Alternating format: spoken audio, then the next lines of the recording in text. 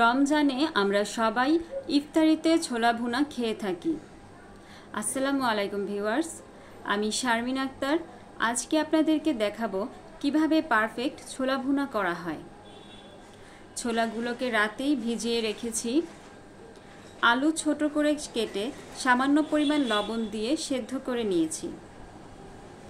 এখন ছোলাগুলোকে ভেজে নিব। ফ্রাই প্যানে তেল গরম হলে পেঁয়াজ কুচিগুলো তেলের মধ্যে দিয়ে দিয়েছি। পেঁয়াজ কুচি সামান্য কষিয়ে শুকনো মরিচ 3টা দিয়ে ভেজে নিয়েছি।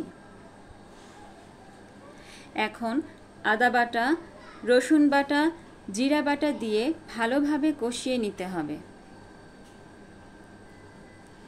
এমনভাবে কষাতে হবে যাতে করে মশলার গন্ধটা না আসে।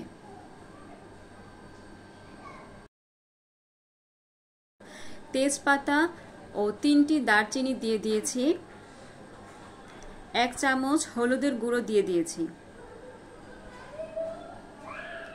হলুদের গুঁড়ো দিয়ে ভালো করে নাড়িয়ে নিতে হবে।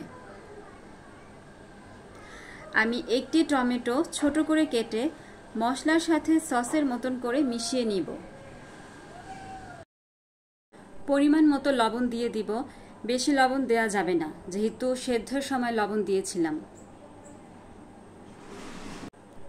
ছোলা ভাজার মধ্যে টমেটো দিলে ছোলা ভুনার স্বাদ অনেক বেড়ে যায়। আমার টমেটো দিয়ে মশলা কষানো শেষ। একটি আলু সেদ্ধ করে চটকিয়ে ছোলা ভাজার মধ্যে দিয়ে দিয়েছি, যাতে করে ছোলা ভাজাটা আরো বেশি মাখো মাখো হয়।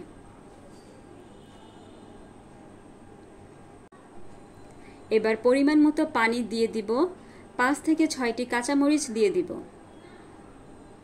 ভালোভাবে নাড়িয়ে ঢেকে দিব।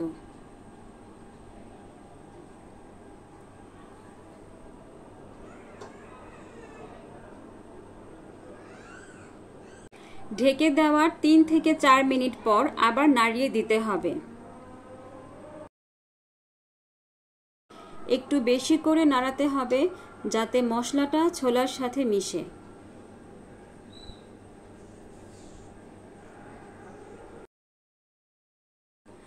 পানি একটু কমে আসলে ধনিয়ার গুঁড়া দিয়ে দিব। আমার ছোলা ভুনা প্রায় শেষ। এখন ধনিয়া পাতা দিয়ে নামিয়ে ফেলব। ইফতারিতে এই ছোলা ভুনা খেতে অনেক মজা লাগে। আর ছোলা ভুনাটা একটু মাখো মাখো হয়েছে। আপনারা এইভাবে রান্না করলে ছোলা ভুনা খেতে অনেক ভালো লাগবে।